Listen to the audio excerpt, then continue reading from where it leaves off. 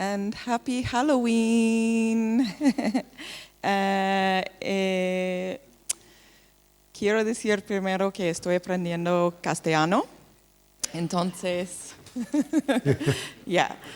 voy a presentar a Juanma Rodríguez.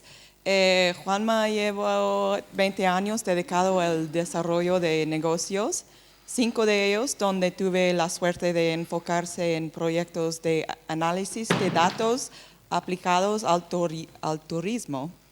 A los 18 años empezó como autónomo y fundó su propia agencia de marketing, donde estaba enfocada en marketing de influencers antes de la aparición de las redes sociales.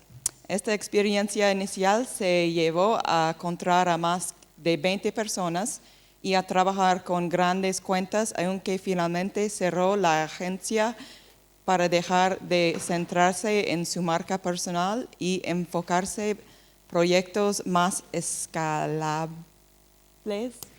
Perfecto. Posteriormente, ha trabajado en diversas startups, tecnologías de Madrid, ayudando a fundadores e inversores a desarrollar y ejecutar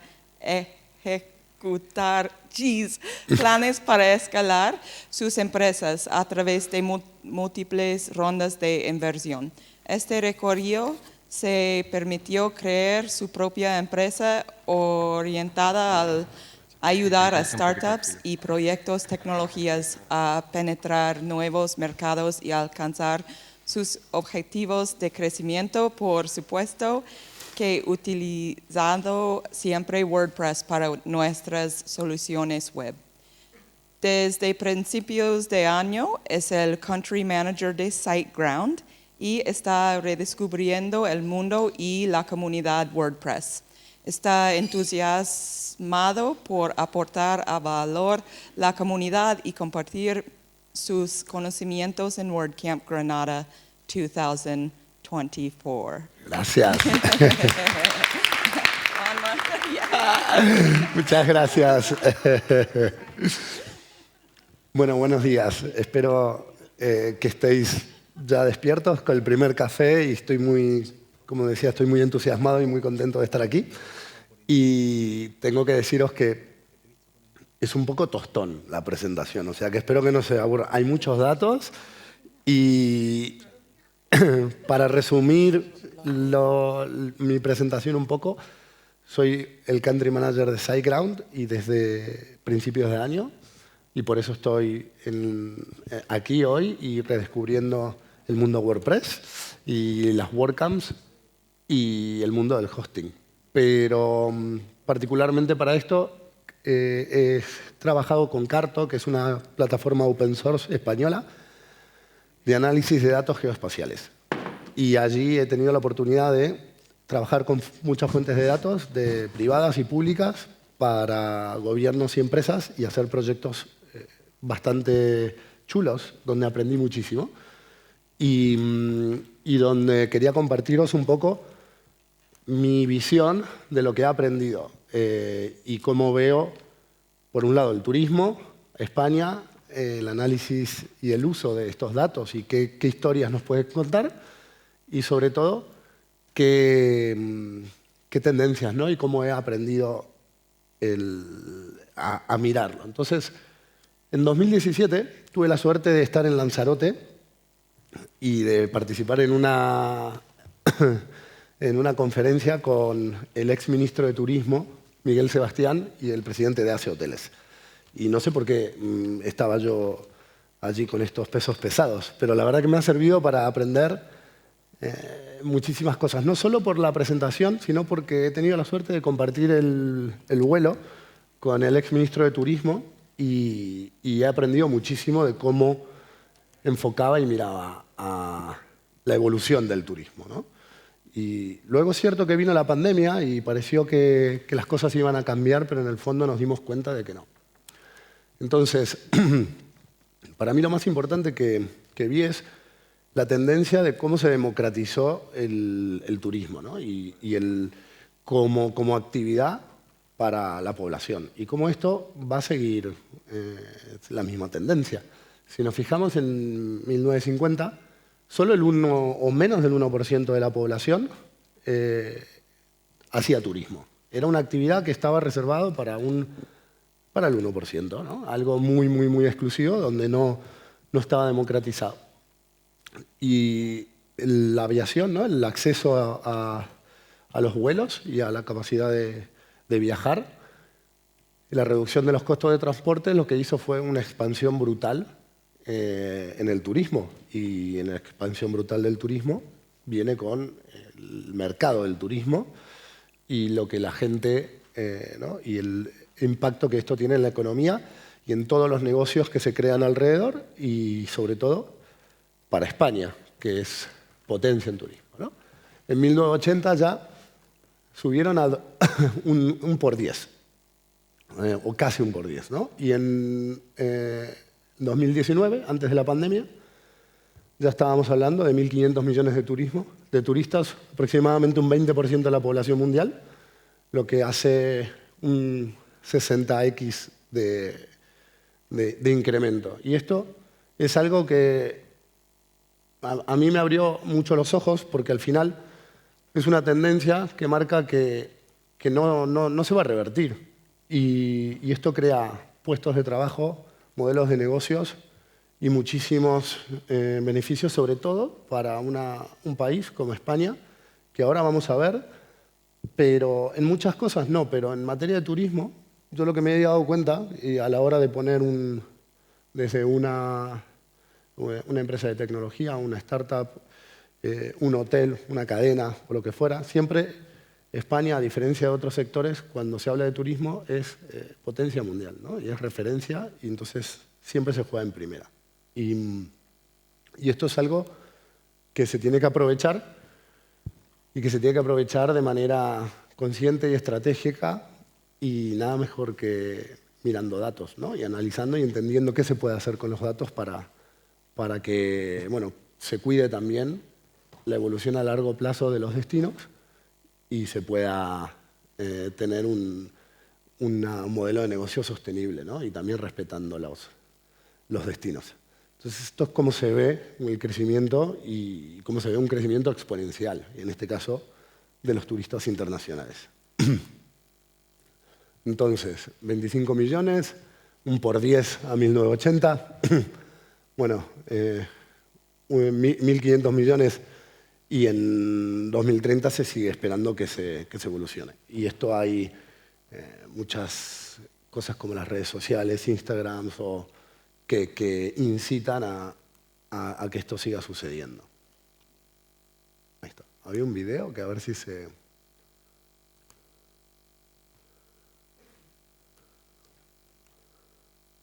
A ver. Si no pasa, no importa, pero seguramente lo habéis visto varios. A mí me parecía bastante curioso, bueno, o bastante visual, para que se entienda cómo evoluciona no solo el aumento de turistas en general, sino el posicionamiento de España como destino turístico respecto de los otros países del mundo y la estabilidad que tiene. Pero bueno, lo pondremos después. Yo creo que hay tres puntos fundamentales que nos hacen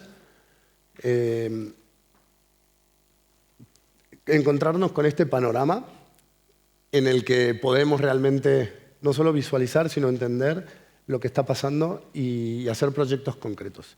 Y esto también habla de no solo la democratización del turismo, sino la democratización del acceso a ciertas herramientas que nos permiten crear nuevos modelos o tener nuevas estrategias para esto. Entonces, una es las nuevas fuentes de datos.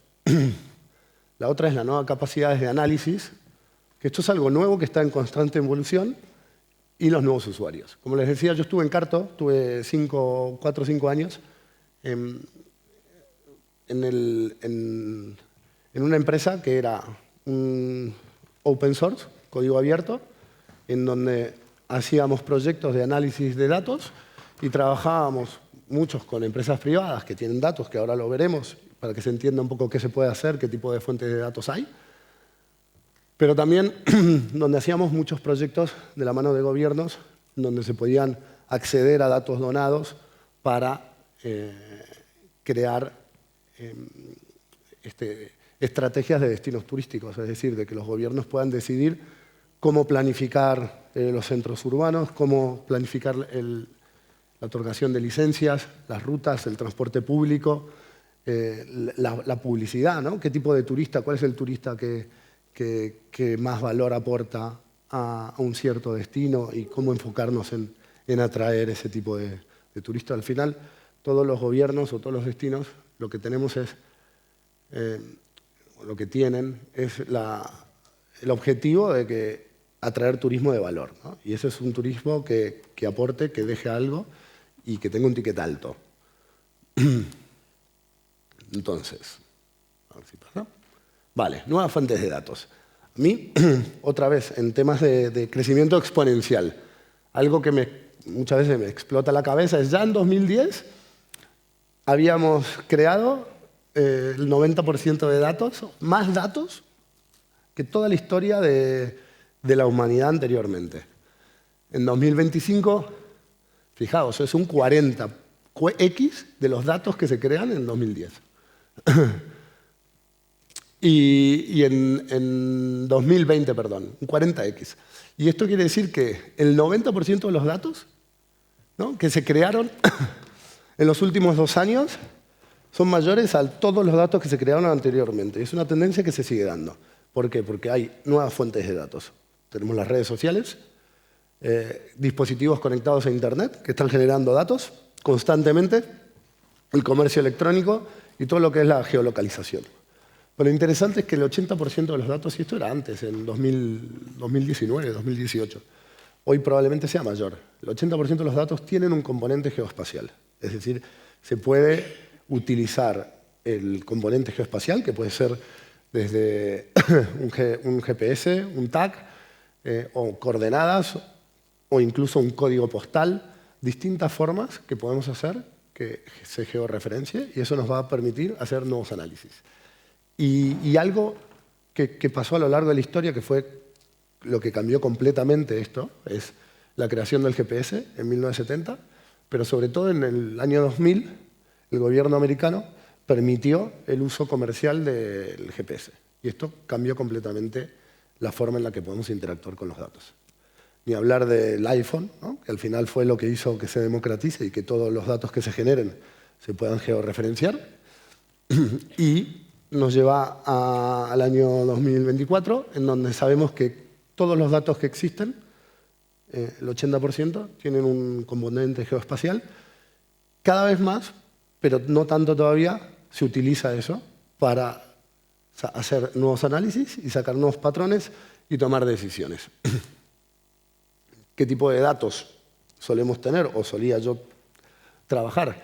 Datos de movilidad, desde todo lo que hace Google Maps, Waze, todos tienen APIs, esos datos se pueden comprar, se pueden obtener.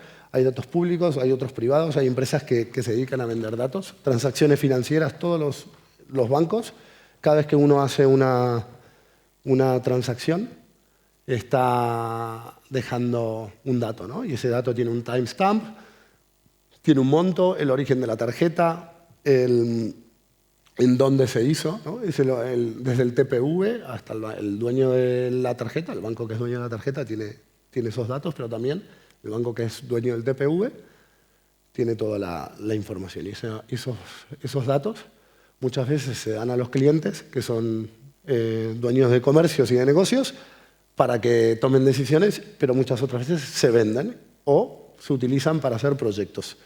Datos demográficos, desde el censo, el INE, hasta muchos otros que recogen aplicaciones, que sepáis que cada vez que tenéis una aplicación instalada en el móvil, el 80% o más de esas aplicaciones están recopilando datos. Tienen un perfil nuestro y esos datos están geolocalizados porque tienen acceso a GPS y muchas veces se utilizan. Y a veces, por lo general, parte del modelo de negocio es poder utilizar esos datos para vender a acciones de marketing o otros tipos de casos de uso. Datos climáticos, transporte público, puntos de interés. Puntos de interés es algo que se utiliza muchísimo. No sé si conocen... Bueno, la mayor fuente de datos de puntos de interés, ¿sabéis cuál es? ¿Tenéis idea? ¿Quién? ¿No? Puntos de interés, la mayor fuente de datos y la más actualizada que se venden y te ponen un gestor de cuenta es Google.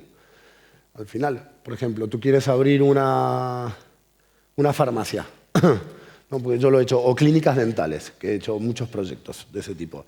Tú quieres saber dónde están todas las clínicas dentales de España, las compras a Google y te las actualizan. ¿Y quién actualiza eso? Nosotros, porque somos nosotros los que les decimos de dónde estamos ubicados, a qué hora abrimos, qué tipo de servicios damos, cuál es nuestro rating. Somos nosotros mismos los que nos interesa que Google tenga eso actualizado y esos datos luego se venden y se pagan mensualmente para que tú puedas descargarlos en tu plataforma y hacer un análisis que vamos a ver luego qué tipo de análisis pueden hacer y saber dónde me conviene abrir una clínica dental o qué clínica dental cerrar, o lo mismo con restaurantes o cualquier tipo de punto de interés. Datos de turismo, datos inmobiliarios. Idealista. Bueno, Idealista tiene una empresa que se llama Tercero B, que la ha comprado, que al final son los que venden los datos. Y esos tienen absolutamente todos. Y luego se cruzan catastro con testigos, con transacciones financieras y datos demográficos y se pueden hacer tasaciones automáticas, que es lo que se está haciendo hoy en día. Entonces es súper potente y sobre todo lo que es el mundo del alquiler turístico y todo lo que es el sector inmobiliario. Hoy se maneja con datos y hay empresas que se dedican a hacer previsiones o manejo de activos, de fondos de inversión que tienen cientos de inmuebles. Seguridad ciudadana y zonas verdes y medioambientales. Entonces, da un poco de miedo, pero esto es así, sucede y es como funciona. Y cada vez está más democratizado, cada vez está más esparcido. Y esto se lo robé a Chema Alonso, para que se entienda un poco, que a mí me gustó en su momento cuando hicimos un evento también de datos y de cómo Telefónica ha usado sus datos, para que se entienda cuál es la diferencia, ¿no?, entre lo que es un dato. Por ejemplo, queremos hablar de que Juan viaja todos los días o hace un commute todos los días de Granada a Sierra Nevada, ¿no? Eso es cómo se presenta el dato.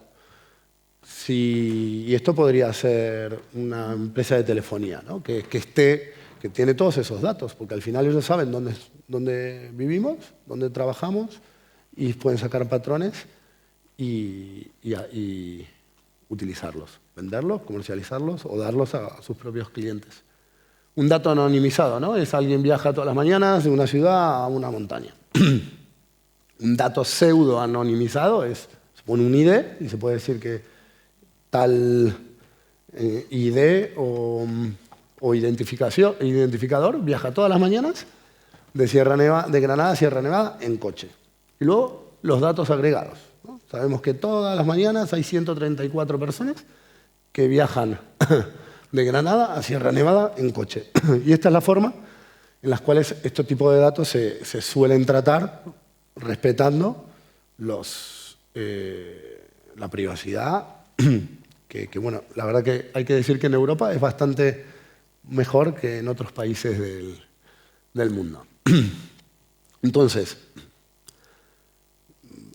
esto va a dar algún sitio, espero que no se duerman, pero tiene sentido. Al final hablamos de los datos. Ya sabemos las fuentes de datos que hay, qué tipos, cómo se pueden cruzar. Ahora, la otra parte súper importante que está en juego es la capacidad analítica. Los análisis geoespaciales tienen dependencias muy diferentes al análisis de datos tradicional, porque tiene un costo muy alto computacional para poder renderizarse. Y tiene unas características diferentes, o un GeoJSON, depende cuáles, porque generan polígonos, puntos, líneas o rutas que son que tienen una dependencia computacional muy diferente a los análisis tradicionales que podemos ver en un Excel o en una herramienta de BI. Entonces, la otra gran tendencia que hubo es la evolución, ¿no?, de esta capacidad o el acceso a la capacidad analítica.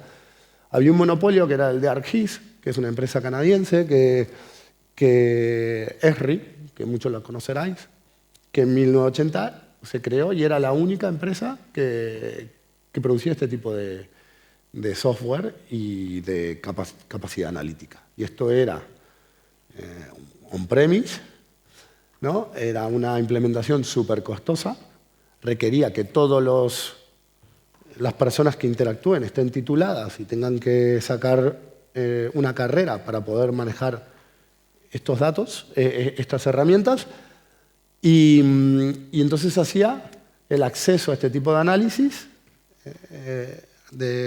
muy restrictivo, y eran solo grandes empresas o grandes organismos públicos que podían hacerlo. Luego llegó QGIS, que es un software libre, y Google Earth, y empezó a cambiar. Y luego aparecieron muchísimas otras empresas, como Carto, que es la verdad que es una empresa española muy famosa, que luego se fue a Estados Unidos, referente en el mundo de análisis geoespaciales, de software libre, en donde simplifica mucho el acceso a este tipo de análisis. Y esto hace que nuevos usuarios puedan tener acceso a utilizarlos y a sacar conclusiones. Y obviamente se democratiza. Entonces, la otra parte súper importante fue el acceso, la llegada de la nube. Porque al final, como les decía, todo lo que es el análisis de datos geoespaciales tiene dependencias muy fuertes técnicas. Entonces, antes era lento, era costoso y el acceso era muy restringido y tenías que tener servidores muy potentes. Y hoy con la nube se puede escalar, pueden hacer que el heavy lifting o todo el proceso pesado se haga en los servidores y que nuevos usuarios accedan a hacer queries o preguntas o tener accesos. Y muchas veces estos nuevos usuarios son incluso turistas o ciudadanos o gente de a pie, ¿no? que puede acceder a través de un iframe a un mapa o a un formulario o a unos widgets que nos pueden permitir sacar conclusiones. Ya casi termino la parte aburrida. Entonces, hablamos de los nuevos datos, ¿no? La tendencia del turismo, cómo evolucionó, cómo va a seguir creciendo la cantidad de turistas, el acceso a nuevas fuentes de datos, este crecimiento exponencial de que los últimos 2 años hemos creado más datos que en toda la historia de la humanidad y la inteligencia artificial y todo lo que se genera a través de esto, y ahora la democratización del acceso a las herramientas que producen estos análisis, y ahora vemos qué análisis podemos hacer, ¿no? Entonces, puntos y zonas turísticas y qué tipo de análisis se hacen, cuáles son, por ejemplo, dentro de un centro histórico, qué oferta hay, qué cantidad de restaurantes o de hoteles o de tipo de servicios hay, como para entender qué falta, ¿no? y qué tipo de licencias poder otorgar. Geofencing. Geofencing al final es crear un cerco, ¿no? y tratar de entender qué tipo de gente entra y sale. Hay muchas formas por las cuales se puede saber, hoy en día con el Bluetooth, con el Wi-Fi, pero también hay con beacons o con muchas formas. Se puede entender cuál es el perfil demográfico que interactúa, cuánta gente viene, qué perfil tiene, y en función de eso, qué tipo de servicios o anuncios dar, o en función de dónde vienen, qué tipo de turismo atraer, ¿no? El análisis de radios, al final los radios es como una suerte de círculo, es muy similar. Las isocronas, que son un análisis un poco más complejo, que es básicamente hacer un radio que nunca es perfecto para entender a 5 minutos andando qué tipo de puntos de interés tengo en una zona, ¿no? O pueden ser 5 minutos en coche. Y eso cambia muchísimo porque ahí vemos cómo interactúan las distintas partes de la ciudad. Vemos que la gente no suele cruzar una avenida por más de que quede más cerca y se dan unos patrones que nos sirven para entender cómo planificar el destino. El análisis de optimización de rutas, que claramente no solo sirve para el transporte público, sino para los distintos tipos de transporte en general y cómo organizarlos. Y bueno, la intersección de polígonos con rutas es otro bastante usado e interesante. Para no quedarnos aquí mucho. Si queréis cualquier tipo de pregunta o después, lo podemos hacer interactivo, ¿eh? Entonces, les quería contar un par de proyectos que hice, que a mí me parecieron bastante chulos y que creo que son...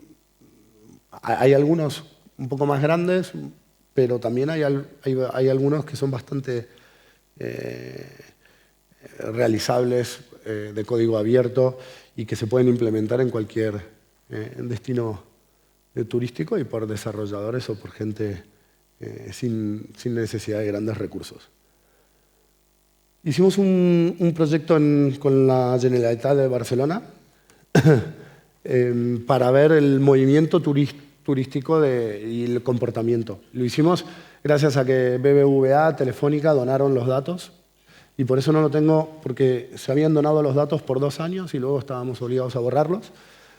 430 millones de transacciones analizadas, ¿no?, en celdas hexagonales, que es la forma en la que logramos crear y definir las distintas partes y poder agregar los datos, junto con datos de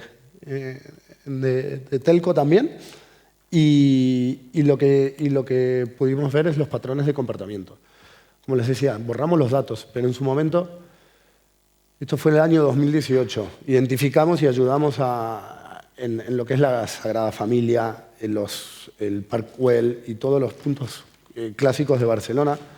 Sí que habíamos podido ver los patrones de gasto y de comportamiento de los turistas. Y había cosas alucinantes, como el ticket medio más alto lo tenían los chinos y los rusos, por ejemplo. Entonces, pudimos pasar algunos tipos de aprendizajes para que el gobierno de Cataluña empiece a hacer las guías en ruso y en chino, ¿no? Y empiece a dar servicio y darles a hacer que se vengan, ¿no? Y cuando iban a la Sagrada Familia, también promocionarles que vayan a los otros puntos y destinos turísticos que tenían allí. También me acuerdo que habíamos podido encontrar catastros súper pequeñitos con índices de facturación muy altos y que 2 años después sea un restaurante Michelin que ganó la estrella, ¿no? Y ese tipo de insights. Y las diferencias entre las ciudades y también datos de que muchas veces vimos que había comercios que no estaban optimizando los horarios en los que abrían y los días en los que abrían y cómo promocionar sus servicios. Hubo otro caso en Canarias, bastante chulo, que hicimos. Es un estudio de movilidad donde se usó más de 12 millones de registros turísticos durante un año, también con fuentes de datos. Ahí utilizamos datos de clima también, optimización de transporte público, las transacciones financieras, y lo que se pudo ver es cómo se ajustó la infraestructura y la frecuencia del transporte público, cómo se ajustó la oferta en función del clima, ¿no? Las promociones, también depende del clima que haga, el tipo de actividades que se promocionan y cómo se reduce la congestión y se aumenta la eficiencia operativa. Y la optimización comercial, lo mismo que le decías, cómo hacer para que los comercios sepan qué tipos de turistas hay y cuáles son los horarios y los días en donde más demanda, ¿no? Y que puedan ajustar los horarios y las ofertas. Hubo otro que hicimos en Valencia para el COVID, cuando fue la época del COVID, que las playas estaban cerradas y al final hicimos un análisis también de datos geoespaciales en 340 playas y se creó un sistema de reservas para gestionar la capacidad de distanciamiento social, ¿no? y que era un tema que preocupaba bastante, la afluencia por horarias, y se hizo en colaboración con la Generalitat. A ver si funciona el video.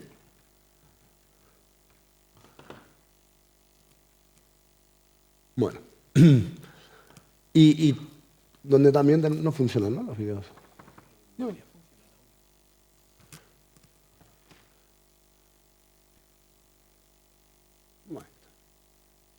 Vale.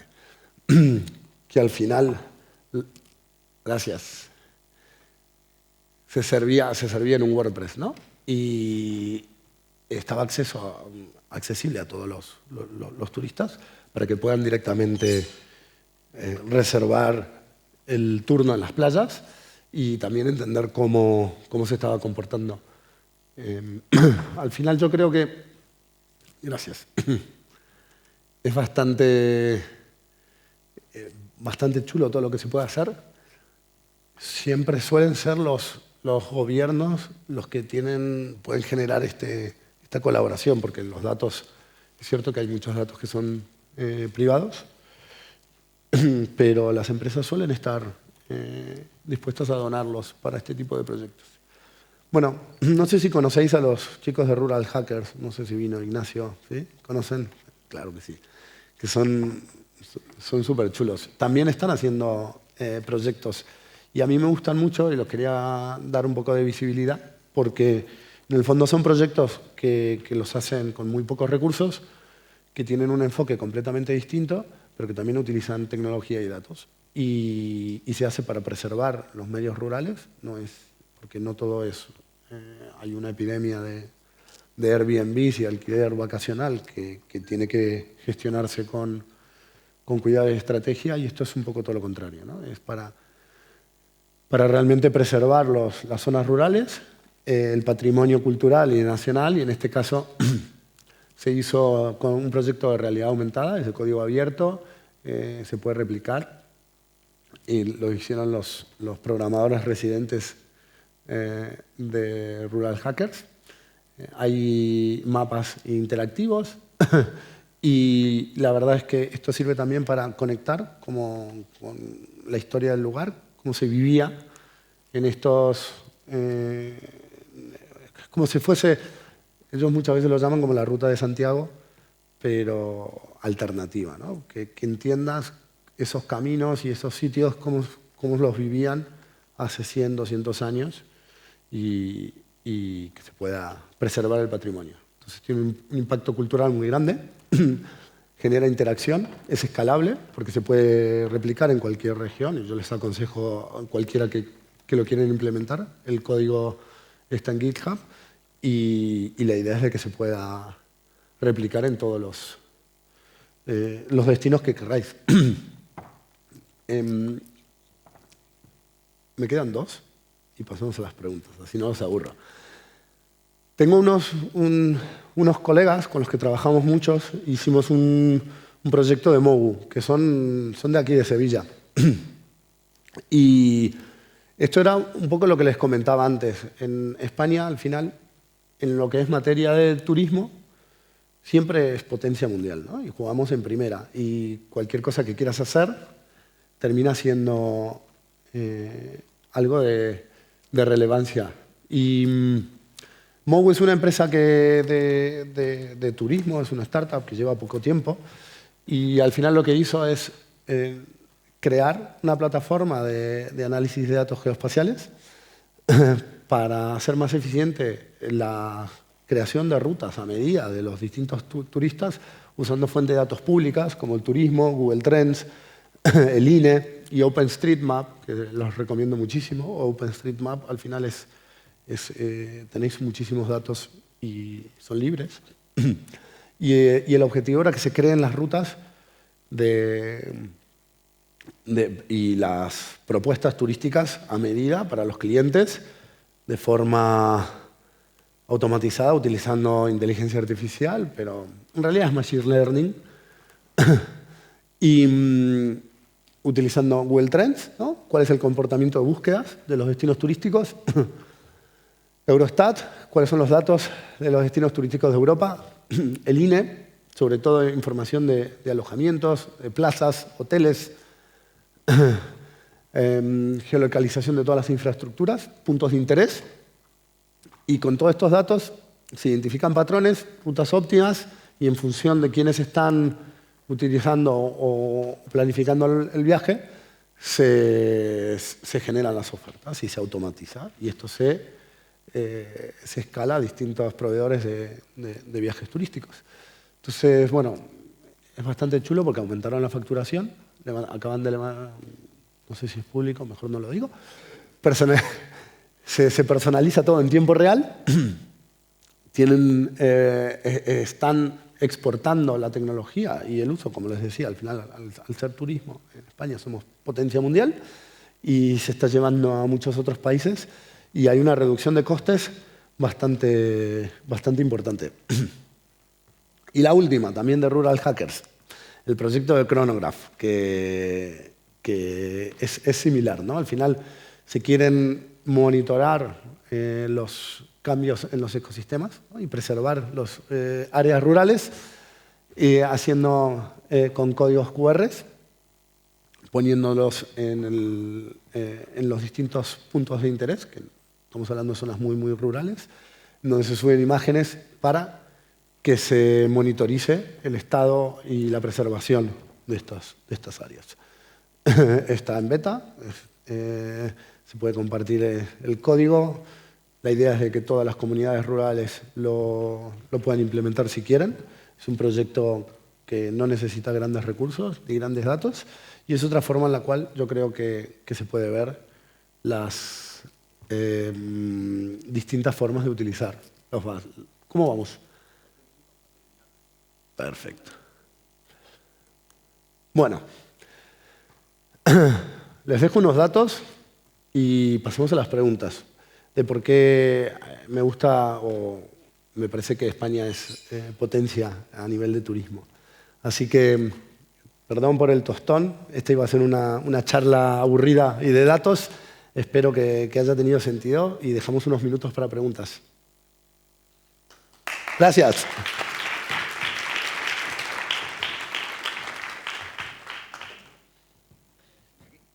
Gracias, Fede.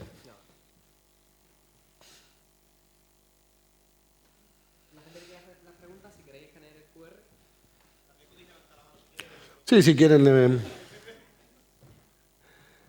Fernando.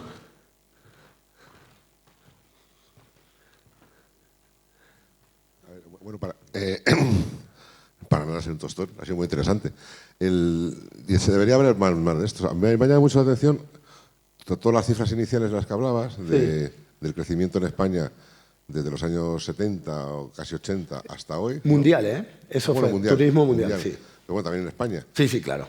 Y entonces, claro, por un lado estás hablando de popularización, o sea, no sé, me gustaría saber cómo, tú cómo que has estado metido en estos datos, en que has vivido, incluso has hablado con políticos de esto. Ahora se habla mucho de la parte mala de todo este crecimiento, de la gentrificación que le llaman, ¿no? O sea, la masificación de las ciudades turísticas y tal y cual. Pues con situaciones ridículas, pues como canarios que viven del turismo manifestándose contra ellos mismos o cosas así, ¿no? Sí. Entonces, ¿cómo se vende esto? Claro, por un lado, la antigua manera de hacer turismo era elitista. Muy poca gente podía hacer turismo, muy poca gente podía viajar, podía coger un avión. Ahora que se ha popularizado, de repente también nos quejamos. Sí. Esto al final, ¿tú le ves salida por algún lado que has dedicado muchos años al tema del turismo o no? Yo creo que la clave justamente está en los datos y en lo que veníamos contando, el acceso a los datos y este tipo de análisis están. Entonces, se puede hacer estrategias y reglas claras para poder tener una oferta que tenga sentido, ¿no? Y no sé, que no se sobreconstruya o que no se quite el alma o la vida o la propuesta. Yo lo comentaba al principio, lo que casi todos los destinos turísticos quieren es no aumentar la cantidad de turistas como tal, sino el ticket medio y la calidad del turismo y que sea un turismo que aporte una serie que aporte a la comunidad. Entonces... Pero, claro, que son muy cachondos. O sea, quiero turistas, pero de los de antes. O sea, quiero, ¿no? Me han venido más, pero vale, hasta aquí llego, pero prefiero de los de antes que se dejaban más pasta, ¿no? O sea, me parece un poco hipócrita, ¿no? Toda esa actitud, ¿no? Es decir, es que lo digo mucho. No, preferimos un turismo más de calidad. Bueno, ¿qué pasa? ¿Que los pobres no podemos viajar? ¿O esto de qué va? No, pero... Es que se oye mucho, o sea, lo llevas en televisión, en Madrid pasa mucho. No, estamos ahora fomentando un turismo de más calidad, que se deja más dinero, que no sé qué, no sé cuándo y tal. O sea, ¿qué pasa? Que os gusta el turismo, pero no os gusta que vengan los pobres a verlo. O sea, las ciudades al final son para el que ya vivía en la ciudad y para que vengan los ricos, ¿no? Yo creo que se entiende así. Como yo lo veo, no es que aporte y que aporte solo dinero, pero tú lo que quieres evitarte es el turismo de guerrilla, ¿no? Ese que viene y hacen el botellón y de repente tienen que no dejan algo positivo a la comunidad o a donde tú estás. Entonces, por ejemplo, lo que mostraba de Rural Hackers es un turismo que eso no está correlacionado con el dinero, pero es gente que está interesada por el patrimonio cultural, que tiene algo sostenible, donde se cuida y se aprende de los orígenes y que se conecta con el patrimonio. Entonces yo creo que lo importante es que se haga una estrategia para evitarse encontrarte con un destino turístico, quemar el destino turístico. No tiene que ver con la... Sí. Hola, Juanma. ¿Qué tal, muchísimas gracias por la charla, súper interesante los datos que estás compartiendo. Yo tengo una pregunta. Hay muchísimos gente que está, emprendedores que están emprendiendo en el mundo del turismo y tal, y me comentaban el otro día que no es tan fácil hoy en día, con tantísimos datos, hacer estudios de mercado. Entonces me preguntaba si tienes alguna recomendación para cuando alguien va a empezar o quiere optimizar, si hay algunas herramientas que puedas recomendar para hacer estudios de mercado del sector turístico. Mira, hay empresas que se dedican a hacerlos y a vender esos estudios de mercado. Por ejemplo, hay una en Barcelona que se llama AirDNA, que es bastante... volvemos a lo mismo. Pasa algo yo creo que es bueno, que es que cuando hay una empresa que tiene un modelo de negocio que tiene que ver con el turismo, en España es líder a nivel mundial. Entonces, en España hay varias startups que se dedican a hacer esos estudios que son líderes en el mundo, que quizá son más asequibles para clientes en Estados Unidos, porque aquí son un poco más caros, pero están. Esos datos están. AirDNA, tú puedes pedir análisis de la evolución de los precios de todo y de cómo se han construido las licencias, el tipo de tráfico y demografía que hay. Pero luego también tienes acceso, hay mucho que es gratis. Y como les decía, ArcGIS, bueno, Carto también es open source. ArcGIS es el estándar para hacer este tipo de análisis. Y después, en fuentes de datos, yo les recomiendo que hay comunidades. El gran desafío de las fuentes de datos gratis, porque, por ejemplo, tú puedes acceder al censo y al INE y tienes todos los datos de la población. Y el problema es que está bastante mal indexado. Entonces hay un tratamiento de esos, que eso es lo que suelen cobrar las empresas que te los venden. Pero también hay muchas comunidades y hay muchos sitios donde tú puedes compartir y encontrarlos. Entonces, yo sí que creo que hoy es más accesible, hay más ruido, como tú decías, pero mira, puntos de interés, OpenStreetMap, tienes muchos. Lo que no tienes es la actualización de Google, donde te dice el rating, los horarios, y si los comparas, están mucho menos completos. Pero al final Google los vende, ¿no? Y luego en foros. Yo creo que hay muchos foros donde hay gente que lo hizo y que lo comparte. El problema también es que suelen estar más desactualizados. Y luego asociaciones. Yo creo que lo que recomiendo para personas de turístico, por ejemplo, si tú te metes en BBVA, antes lo hacía, no sé si lo hace ahora, para promocionar y aportar valor a la gente que tengas el TPV con ellos, o sea, que tú seas su cliente comercial, te solía dar todos los datos de las transacciones de la zona para que tú entiendas los perfiles, o sea, no los datos, siempre te dan acceso al resultado de las llamadas, de que tú puedas hacer unas queries, porque si no, no sería compliance.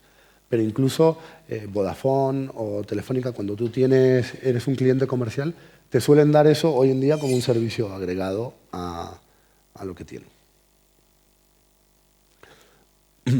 Pero bueno, es cierto que son los grandes grupos los que se pueden permitir ese tipo de...